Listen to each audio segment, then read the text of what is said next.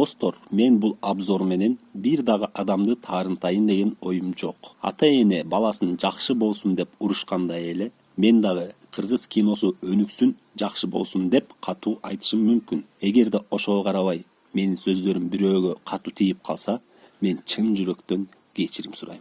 Бам бам бам бам падам. Салам, Кежир Критик каналынын көрүүчүлөрү. Сагындыңарбы чырактарым? Мен да силерди абдан сагындым. Кежир Критик YouTube'га кайрадан кайтып келди. Келгенде дагы жөн келбей жаңы обзор менен келди. Достор, мен ушунча убакыт жок болгондугум үчүн чын жүрөктөн кечирим сурайм. Жоголгонунда себептери бар, ал себептерди мен айтпай эле коеюн, силер билбей эле коюңар. Бирок ошол жоголгон убакытта мен жөн жүргөн жокмун. YouTube каналдын келечегин ойлоп жүрдүм. Буюрса эми видеолорду бат-баттан чыгарганга аракет кылабыз. Анан жана бир гана обзор эмес, башка форматтагы дагы видеолор чыга баштайт. Мен съемочная площадкамды дагы сагынып калыптырмын. Силер дагы сагынсаңыздар керек. Мына сиздерден обзор тартабыз. Анда эмесе достор, көп сөз, бок сөз. Сөздү көп кылбай, обзорду баштай берели. Кеттик анда. Болбогон кино продакшн тартуулайт. Коркунучтуу чапчыгай, капчыгай. Кино башталганда эле чөп жебей калып ачка калган койлордой болуп маарап аткан бул кинонун башкы каармандары менен таанышабыз. Жөнүндө түшүндүрүп койсоң, аны мен өзүм Эмне? Бокчу. Балдар! Ушул жерден баштап. Балдар! Тихо, всем заткнуться, суки! Балдар, эртең менин туулган күнүм. Туулбай кара жерге кир. Только предупреждаю. Ичкилик болбойт. Ичкенге эмнеге болбойт деп балдар сурашса, биздин кызыбыз минтип жооп берет. Арабызда истинная мусульманка бар да. Ошондо сен самапал мусульманкасыңбы? Же 50% мусульманка, 50% атеисткасыңбы? Көкме! Кыскасы ичимдик болбойт экенин билген балдар нааразы боло башташат. Досум, агайымдан нааразы болуп атасың. Өзүбүз акырын салып коебуз бизге. Ля ты крыса! Эй, айтайынбы? Эмнени айтасың? Ичкилик алып барган атканыңарды. Чоң кыз, вообще-то тигиз сенден бир парта ары эле отурат. Сен болсо шайлоо болор алдында убада берип аткан депутаттай эле катуу сүйлөп атасың. Же тигиз кичине дүлөйрөкпү. Кичине ушул жерин шыбырап сүйлөтүп койсоңор деле болмок экен. Же болбосо жанында отурган эле подружкасынын көзүнчө катуу сүйлөп аткан подружкасы кантип укпай калат. Кандайсың, доска? Жакшы, жакшы. Кандай, доска? Жакшы. Жакшы, жакшы, брат, жакшы. Брат. Ал. Болду эң көкме. Мындай кичине меси жок чында болоюн десе, эки көзү 5-6 Кандай? Мен зарыл жанында жүрсөм, кантишмек элем? Эгерде силер кинону башынан аягына чейин көрсөңөрчү, ушул кыздын каткырганычы жөн эле силердин сөөңөргө жетет да. Албетте, ар кандай көкмелердин арасында бир акылдуу адам болот. Ошондой акылдуу адам болуп, мына могул кыз чыгат. Балдар, тоого барбай эле койболу. Билесиңерби? Психбольницадан бир маньяктын качып кеткени. Бирок бул акылдуунун сөзүнө тиги көкмелер албетте көңүл бурбайт. Маньяк бы! Маньякпы? Бул бала аткарганга ушунчалык катуу аракет кылып атат. Кээде аша чаап да кетип атабы, билбейм. Негизи мунчалык аракет кылганы жакшы эле, бирок эмнегедир менин мунун кыйшаңдаганы кыжырымды келтирип атат да. Негизи ушул сымал кинолордо минимум 1 же 2 каарман кыжырыңды келтирет да. Бирок бул кинодо канча каарман болсо, ошол каармандын баары мени ушунчалык кыжырымды келтирди. Ушул кинодогу маньяк эмес, буларды мен деле өлтүрүп салгым келди. Ура! Дэнк жана дынк! Что ты сказал? Что? Дэнк жана дынк! Кыргызская армия! 1 вертолет, 3 танка! Еще! При всем моем уважении, что за долбанный бред ты сейчас несешь? Кыскасы ошентип биздин акылдуу кыздын сөздөрүнө эч ким көңүл бурбай, "Экачың кызче" деп туруп ордуна отургузуп коюшат. Ошентип биздин койлорубуз тоого чөп жегени кетишет. Ой, кечиресиздер. Ошентип биздин студенттер тоого эс алганы кетишет. Туулган күнүм, Yes!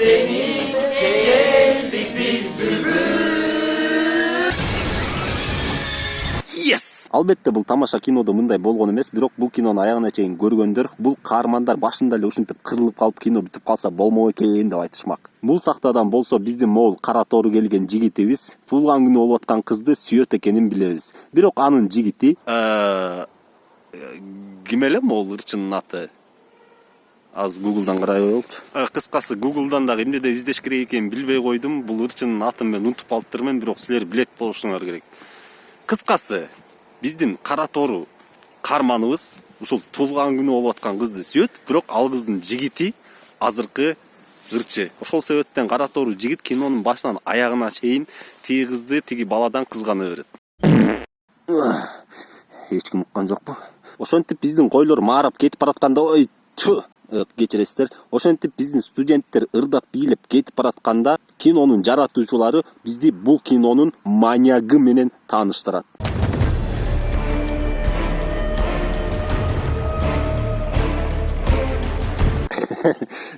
Мен ушул сахнаны көрүп атканда прям ушул сахнаны режиссерлор, операторлор тартып атканын прям элестетип ийдим да. Так, байке, сиз деген маньяксыз да? Мындай угрожающий бассаңар сиз дегенчи мындай. Мындай сизди көргөндө деген көрүүчүлөр коркуш керек да. Түшүндүңүзбү? Анан байке камераны карабаңыз, макулбу басып келатканда. Давай. Дагы бир жолу кет.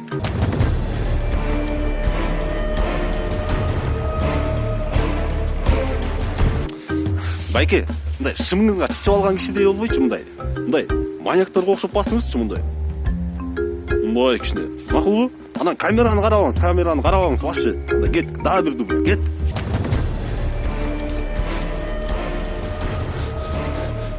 Кандай Да ёп дегидик. Бул кинонун жаратуучулары маньякты кинонун ортосуна чейин көрсөтпөй катып деле баштарын ооруткан эмес. Ошол себептен биздин студенттер маньякты кинонун башында эле көрүшөт. Значит, смерть где-то рядом. Тоого чыкпай жүрүп барыңар дикий болуп калсаңар да, шаарлыкта эмне чөп чапкан адамды көрбөдүңөр беле өмүрүңөрдө? Бул эмне чөп чапкан кишиби? Орусча ойлогоңор койгулачы шаарлыкта. Калтан эле орустун жомокторун окуп. Пошел в жопу, ублюдок. Ушул жерден көрүүчүлөрүм силерге бир суроо берейин да. Негизи менин билишим боюнча адамдар чөптү табагадан чабат же огородунан чабат. Мындай аңгыл дөңгүл болгон тоолордун арасына барып алып чөп чапкан кишини көрө элекмин да.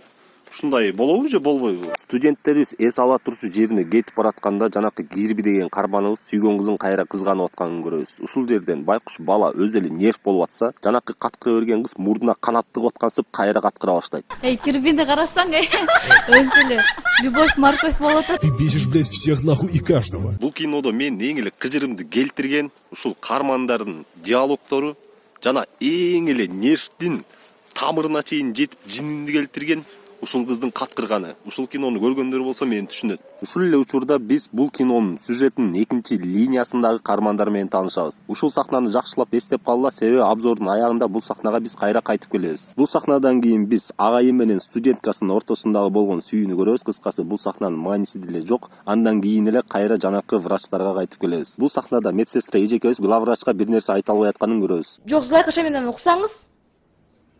Көрдүңбү, мени кишилер күтүп атат. Эми кичине күтө турса эч нерсе болбойт да, уксаңыз. Уксаңыз мени. Зулайка Шаминовна, уксаңыз деп 3 жолу айтык чакты. Айткым келип аткан нерсени бир эле жолу айтып койсоң болот беле? Зулайка Шаминовна, мен сизге бир нерсе айтайын дегем. Мен бошоп айтам. Биз келгенден кийин сүйлөшөлү. Жок, эжеке, уксаңыз. Убактыбыз жок. Биз маньякты кармаганды кетип бартабыз. Жок, эжеке, уксаңыз. Мынча убакыттын ичинде мен ушул медсестра эжекебиздин ордунда болгондо ушул коркунучтуу Капчыгай деген кинону башынан аягына чейин главврач эжекебизге айтып берип салмакмын. Кийинки сахнада болсо биздин жанакы акылдуу кызыбыз кайра паранойя кармап атканын көрөбүз. Баягы эле маньягыңды унута албай атасыңбы? Барыңар, ишенбей атасыңар мага. Хотя бул кызыбыз акылдуу деле эмес экен. Бул кыз кинонун башынан аягына чейин маньяк деп эле корко берет. Чоң кыз, эгерде сен ушунчалык маньяктан корксоң, ушунчалык маньякка ишенсең, мен сага бир эле суроо берейинчи. Какого черта сен мияка келдиң? Университеттен эле маньяк качып кетип, эртулган күнүңдү шаардан өткөз, тоого барбай эле коелчу деп коркуп атып, эмне келдиң билбейм. Ой, тиякта бир маньяк бир кишини өлтүрүп атат. Кой, мен ошол жака барайын. Маньяк. Барбай эле кош керек болчу, бирок көктүн эмин да билем. Маньяк байке. Биздин коркок кызыбыз келип ташта отурганда ары жагынан маньяк өтүп кетет. Ушул жерде маньяк өтүп кетпей эле чалгысы менен ушул кыздын башын кыя чапса болмок экен да. Себеби ошентип башын кыя чапканда биз могул тупой сахнаны көрбөйт болчубуз. Эмне болуп турасың соксоюп, жалгыз ташта? Как уставшая баба Яга. Ташка отурба, чүчөк болосуң. Каншай, почему так грубо? Я ее ненавижу. Почему? Потому что мы пилоты. Я ее ненавижу. Почему? Потому. Идеальный ответ. Брат, мен сонун нерсе айтайынбы? Мен деген эртеңче Америкага кеткен тамдап кой. Койчу ай брат. Эмнеге кеткен тасың? Эмнеге? Жообун айтайынбы азыр? Шок болосуң брат. Оптур. Ошого. Вау! Даже если ты ее ненавидишь, нельзя же так оскорблять. Что? Она тебе нравится? При чем тут нравится? Она же такая молодая девушка, а ты? Я мщу Что? за то, что ты ее любишь. Я? Не-не-не, божопа, не-не. Чоңгуз, сен жигитиңе сен эмне бул кызды жакшы көрөсүңбү деп жаңы эле шектенип атасың. Шектенгенден кийин эле мен андан өч алып атам деп айтып атасың. Жаңы эле шектенип атсаң анда муга чейин эмнеге ал байкуш кызды куураттың? Эгерде мурун эле бул кызды мен жигитим жакшы көрөт деп ойлоп жүргөн болсоң, муга чейин эмне жигитиң менен бактылуу болуп жетелешип жүрөсүң? Ага чейин эле жигитиңди таштап кетпейт белең. Кийинки сахнада биздин главврач эжекебиз милициялар менен маньяктын иниси иштеп аткан жерге келип маньякты издей башташат.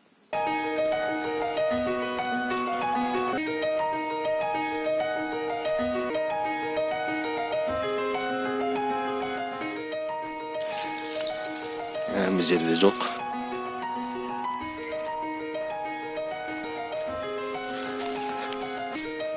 Маньяк. Жок. Маньяк брат. Албетте маньякты бул жерден таппай коюп кетип калышат. Бирок могул жерде эски там турат. Ошол тамдын ичинен же крышасынан деле карап койсоңор болмок. Лашар. Кийинки сахнада биздин эки студентка кызыбыздын сүйлөшүп атканын көрөбүз. Бул жерде эки кызыбыз эмне жөнүндө сүйлөшүп атканын мен кыскача эле айтып кетейин. Бул жерде каткыра берген кызыбыз тиги кызга биз деле жигит деп албайлы дегенде, тиги кызыбыз болсо биякта жалаң эле мырыктар, уроттор экен, мага жигиттин кереги жок деп сүйлөшүп атканын көрөбүз. Бирок бул жерден экөөнүн сүйлөшкөн сөзүнөн дагы жанакы кыздын каткырганы көбүрөөк. Саната мен вкус сүйлөшөт болобу? Бул кыз бир күлкүлүү нерсе айтып туруп ушинтип каткырса мен кичине ии дейт элем да, бирок бул күлкүлүү болобу, күлкүлүү эмес болобу чыгып, любой бир сөздү айтып туруп эле каткырып атат да. Бул кыз ойлоп атат окшойт, мен канчалык көбүрөөк каткырсам, мен ошондой кыйын актриса болуп, кыйын аткарып атам деп ойлойт окшойт да. Кыскасы, балдардын баары урод, мырк, мага баланын кереги жок деп аткан кызыбыз биринчи мүмкүнчүлүк болгондо эле урод бала менен жетелешип алып, подружкасын кидайт этип кетип калат. Шахра, жүр.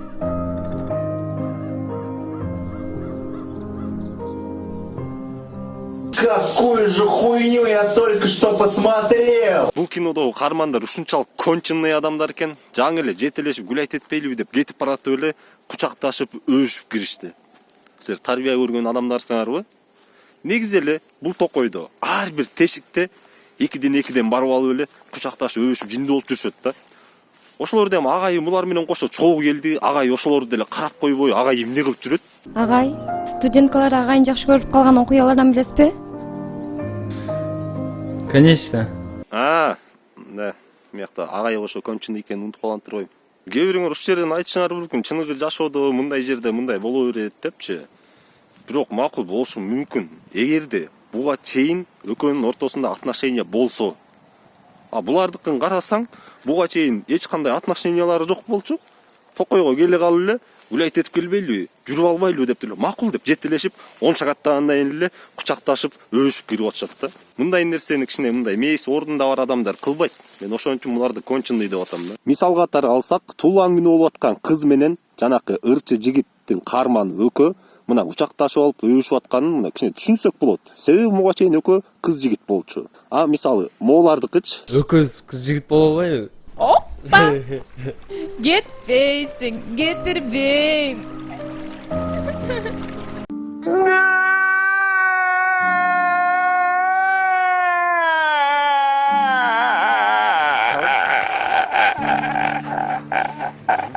бул кинону жараткан адамдар бул студенттердин ортосунда болгон сүйүнүү, романтиканы көрсөтүп, бир көрүүчүлөрдөн кандай эмоция күткөнүн билбейм, бирок мен лично булардын ушул романтика сүйүү сахналарын көрүп алып жүрөгүм айланып атат да.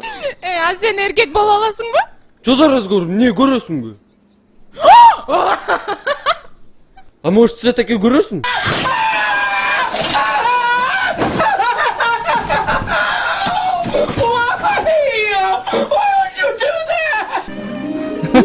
Жинди.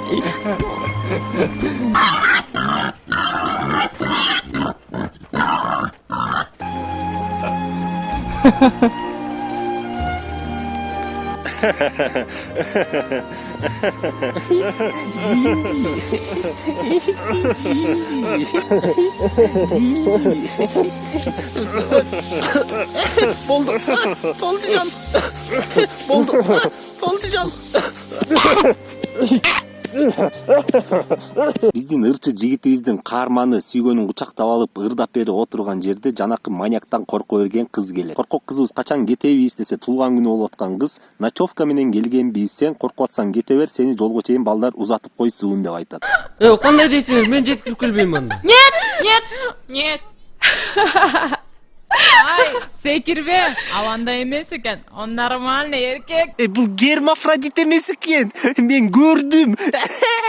Чоң кыз. Бул баланы сен гей, бул мени узатпасын деп атасың да. Бирок бул гей эмес. Эгерде чын эле бул бала гей деп коелу, бул гей бала сени жолго чейин узатып барып алып эмне кылма беле? Бул деген кызга кызыкпайт, бул гей, бул сени эчтеке кылбайт, жолго эле узатып коет. Ошондо сен гей бала сени жолго чейин узатып кетирбегенге караганда сен маньяктын колунда өлгөнүң жакшыбы, Конечно. Баары болбойт. Пошла ты нахуй, сука! Чтоб ты подохла бы! Мен көп кино көргөм маньяктар тууралуу.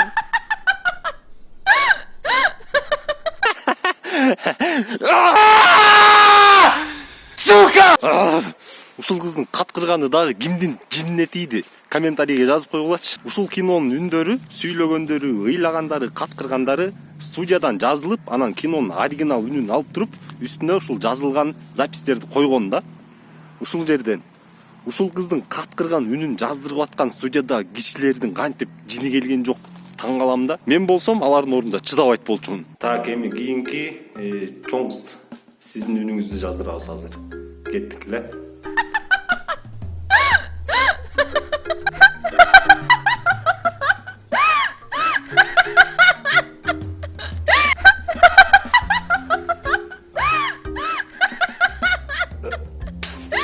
Бергилчи. Шеф, не oldu? Короче, запись бүткөндөн кийин тети кызды талаага алып барып туруп көрүп салгылачы. Макул шеф. Чоң рахмат, мен да ошону каалап аткам. Кыскасы балдар кыздар коркок кызды кетпей эле койчу, каал деп калтырышат. Андан кийинки сахнада туулган күнү болуп аткан кыз жигити экөө шилекей алмашып атканда туулган күнү болгон кызды сүйгөн Кирби аттуу каарман гүл көтөрүп келатканын көрөбүз.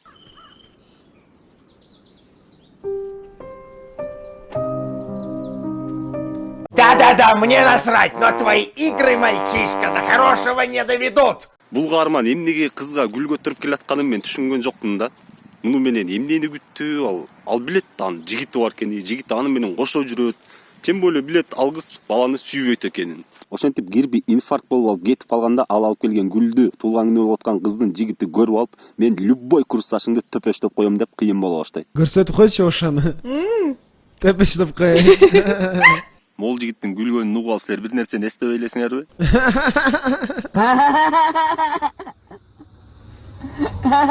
Кийинки сахнада биз кайра эле ушул кинонун сюжетинин экинчи линиясындагы маньякты издеп жүргөн каармандарды көрөбүз. Ал эми студенттер болсо, биз эмне бул токойго өбүшкөнү жытташканы келдик белек деп наконец-то мээлерине келип, дасторкон жайып, кыздын туулган күнүн өткөзүп аткан кезде Кирби жок экенин байкап калып, бир баласы Кирбини издегени кетет. Кирбини бас биз менен кошо тамак же дегенде Кирби тиги сүйгөн кызын кызганып барбай койгондо, ошол учурда кайра маньяктын келатканын көрөбүз.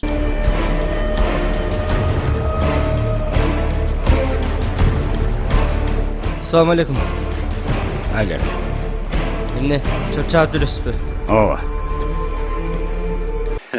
Бул кинодо маньяк бир канча жолу ушинтип ары бери басканын көрөбүз да. Студенттердин жанына жеткени кылганда бурулуп кетет же жанынан өтүп кетет да.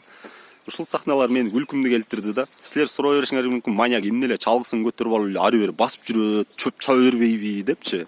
Бул кинону тарткан режиссер ушу маньяктын ушинтип студенттерге жакындап калып бурулуп кеткени менен же басып келатып жанынан өтүп кеткени менен бул кинодо саспенс жаратайын деп ойлогон да.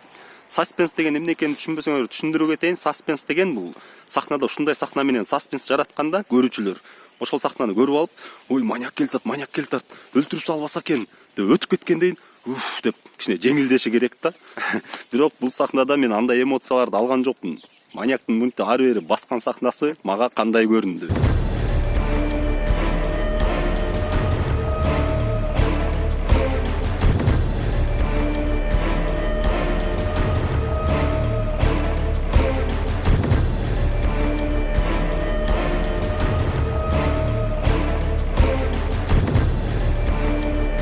Кийинки сахнада биз кайра эле маньякты издеп жүргөн каармандарды көрөбүз. Бул кишини өзү каяктан издейбиз? Бүлдүргөндү капчагайга барабыз. Каяктан издейбиз деп азыр тоого келгенден кийин сурап атат. Ошондо тиги кыз айтып атат, могул жерден издешибиз керек деп. Азыр билип атышат да. А буга чейин силер билбесеңер, темсеңде эмне кылып жүрөсүңөр буякта? Балким ал больницадан качып кетип, Бишкектин ичинде эле аралап жүрөт. Мапыл үйүнө бардыңар, балким үйүнө кетип калдыбы деп, үйүнө бардыңар, ана аяктан чыгып алып суу кечип, суу болуп тоонун арасында эмне кылып жүрөсүңөр? Кайдан билдиңер ал тоонун арасында качып кеткенин? Кийинки сахнада студенттер жырга отурганда Кирби келип сүйгөн кызынын жигитине асылат. Ал экөө мушташканы аз эле калганда аларды бөлүштүрөт. Сүйгөн кызы жигитин жетелеп алып кетип калганда студенттер Кирбиге асыла башташат. Ну вот, ты дура, боишься,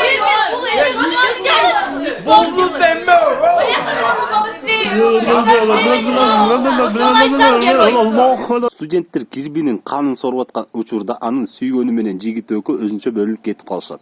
Я его прекрасно понимаю. Я на него зла не держу. Ты слишком великодушен. Калп айтпасам сен жана эле любойн төпөштөп салам, Кирбини кошо төпөштөп салам деп кыйын болуп атпадың беле? Көрсөтүп койчу ошону. Төпөштөп кой. Я его прекрасно понимаю. Я на него зла не держу. Эмнеге туруп эле бата эле өзүнчө эле великодушный адам болуп кеттиң? Мен түшүндүм. Сен ойлогон эмессиң да Кирби мага асылат деп, Кирби барып туруп сага асылганда сен жүрөгүң түшүп кетип калдың. Ана девушка мага уят болбойн деп, калп эле өзүнчө эле великодушный болуп, мен аны түшүнөм деп калдың бе? Лох! Чынын айтсам, бул кинонун башынан аягына чейин 80% кереги жок сахналар. Мисалга алсак, могул сахна. Кыздар дагы барса болотпу? Мен сени өзүм эле үйрөтүп коем.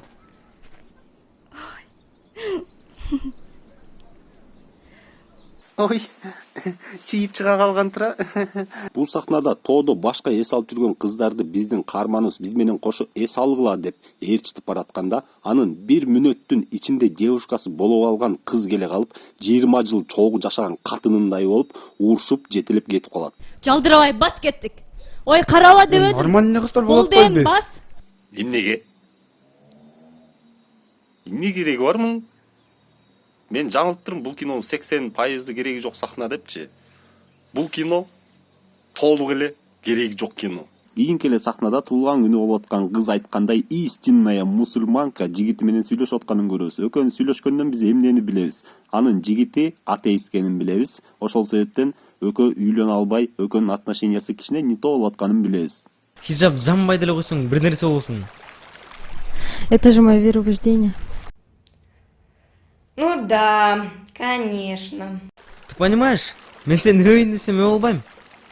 Кучактайын десем кучактай албайм. Өбөр, мен сага каршы болуп жатамбы? Ошондо сен вероубеждениең үйлөнгүчөктү өбүшө берсе болот деп айталы, э? Андан кийин эле агайы менен студенткасын көрөбүз. Агай, эмнеге сиз ушул жашка чейин үйлөнбөдүңүз эле? бул ушул жашка келип алып эмнеге үйлөнбөй жүргөнүн айтайынбы? Себеби деген бул хотя нормально, чё? Зато жүрөк жаш, тем более мурун үйлөнөйүн деп аткан кызын бирөөлөр ала качып кетип калыптыр.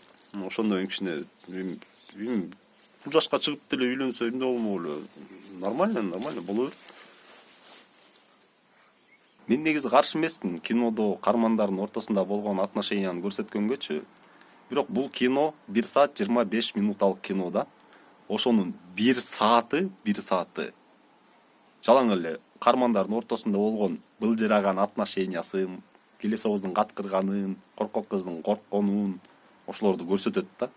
Макул эми туулган күнү болгон кызды башкы каарманы деп коелу, аныкын эми с натяжкой мейли деп коелу да. А бирок жанакы хиджаб кийген кыз өкөнүн мисалы үйлөнө албай атат, бирөөсү атеист экен, бирөөсү деген 5 мал намаз окуйт экен деп коелу да. Өкөө үйлөнө албай атат, атеист болгон үчүн тигинисичи. Алардын отношениясын кинонун аягында өкөө үйлөндүбү, эмне болду бизге айтып бербейт да. Айтып бербегендейин өкөнүн отношениясына мынчалык чуңкур кирип, аны көрсөткөндө эмне кереги бар дейм да. Мага мисалы кызыгы жок, эч кандай кызыгы жок да. Жаппох деген жазуусу бар, кагазды кармаган ийиним азыр мыякта эмес, же болбосо азыр ошол мояктан чыкмак да. Кыскасы ошентип кеч кирет. Кеч киргенде студенттер жатканга даярдана башташат. Өзүчө эле жаталычы. Мен сага гитара чертип берем. Анан бир нерсе кылып койбойсуңбу, сен мен кызмын.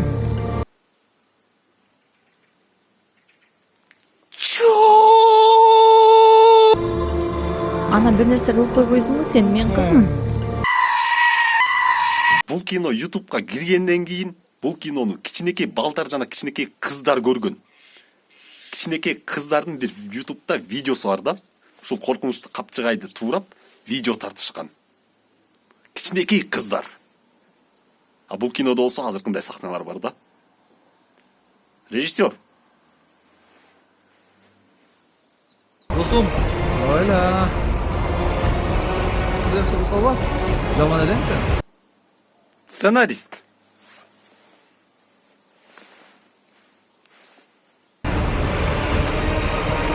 Карганайымды.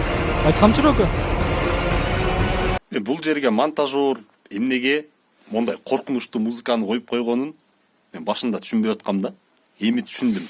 Себеби булардын азыркындай сүйлөшүп аткан сөздөрү любой ужастан дагы коркунучтуу. Кыскасы ошентип студенттер кечинде сасы уктап жатканда наконец-то маньяк өзүнүн ишин аткара баштайт.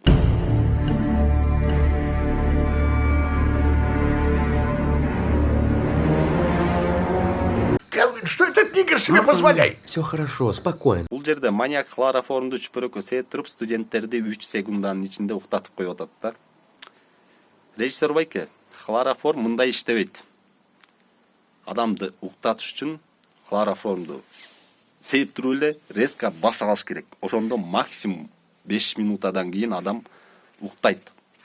Даже уктабай да калышы мүмкүн да. Ошентип маньяк студенттерди байлап алып, асып өлтүргөнү алып кетип баратканын Кирби досу экөө көрүп калат. Досу Кирбиге барып жардам бер десе, Кирби мага демекчисин өлүп кетишсин деп алып кетип калат. Ошол эле учурда биздин главврач эжекебиз студенттерди маньяк кармап алып өлтүргөн атканын билгендей эле шашып жөнөйт.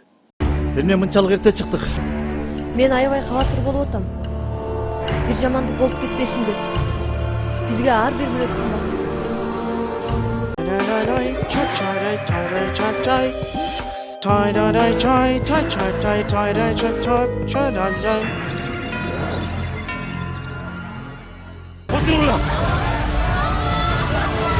Мен бул кинодо маньяк эмнеге чалгы көтөрүп жүргөнүн түшүнгөн жокмун да. Бул чалгысы менен киши өлтүргөн жок. Аягында мылтык көтөрүп келип алды да. Ал мылтыкты кайдан алды? Негизи бул тоодо чөп жаап жүрөт деп макул ойлоп коелу. Бирок мындай маньяк психопат больницадан качып чыгып алып, тоого барып алып эмнеге чөп жапмак эле. Кыскасы ошентип маньяк туулган күнү болуп аткан кызды жана анын жигитин биринчи асып өлтүрмөкчү болот. Карагылачы, могул ырчы жигиттин камарабай гана турганын. Бул эмне себептен минтип камараган жок айтайын. бул кинодо актер ыйлаганда же жинденгенде беттери бырышып мындай ырайы бузула түшөт да. А бул ырчы жигитибиз болсо бул кинодо өзүн красавчик көргөзгүсү келди да. Ыйласаң ырайы бузулуп калмак. Ошону бул каалаган жок да. Бул жигиттин бир интервьюсун окугам, Кыргызстанда завидный жених болгум келет деп айткан да. Завидный жених. Негизи көп кыргыз кинодо мындай кездешет да. Көбүнчөсү кыздарда көп кездешет. Киного өзүнүн сулуулугун көрсөтүш үчүн эле катышат да. Эмоция жок эч кандай. Аткара албайт. Болгону өзүнүн монтип сулуулугун көрсөтүп эле элге монтип таанылып, өзүнчө эле звезда болуп кеткиси келет да. Эми бул бала өзү элге бир аз таанымал эле, бирок могул кинодо аракет кылып койсо болмок, же болбосо такыр эле катышпай эле койсо болмок да. Хотя похуй. Түзөлөрдүн алдында сизге айтып калайын. Мен сизди сүйчүмүн. Мен аны билчүмүн. Сен баары бир сүйүңө жетесиң. Чего, блядь? Сен сүйүңө баары бир жетесиң. Вообще-то силерди мякта асып өлтүргөн атат. Уну асып өлтүрүп салсам бул сүйүүсүнө кантип жетет? Байке, бул жигиттин айтар сөзү бар. Так, стоп. Эмне? Байке, бул жигиттин айтар сөзү бар. Сен бул жигиттин айтар сөзү бар экенин кайдан билдиң? Же экөөңөр буга чейин эмне сүйлөшүп алдыңар беле? Короче, иним, бизде дегенчи маньяк карма болот да. Анан деген, сен деген асканда мен деген айтам.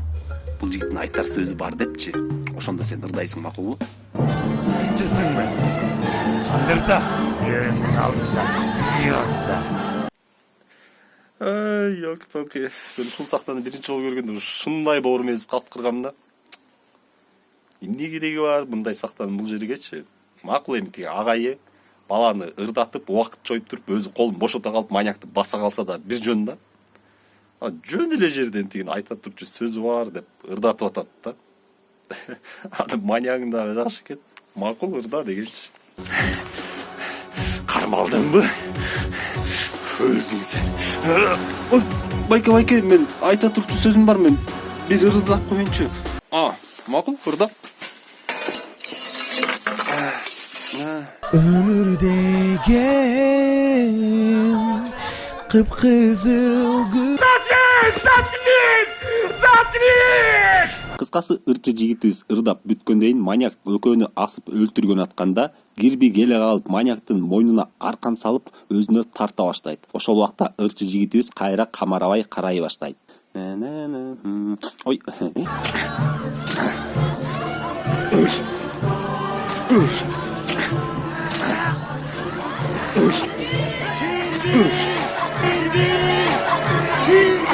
Чынында айтканда мен бул кинодон маньяка болушуп аттым да.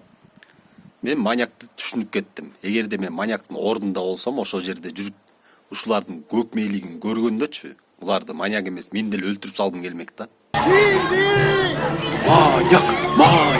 Маньяк. Кирби арканды маньяктын мойнуна ыргытты. Өзү маньяктан бир топ алыс турат. Маньяк жерде оңалактап жатат.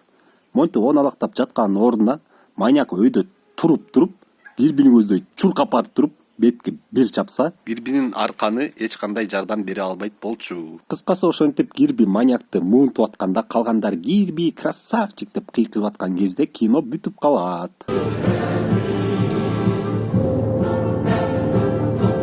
Мен ушул жерден кино бүтүп калганда кандай эмоцияда болдум, көрүңөр келеби?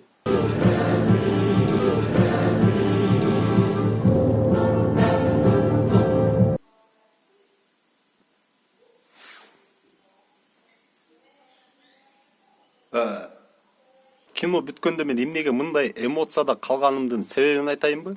Себеби мына могул кармандар.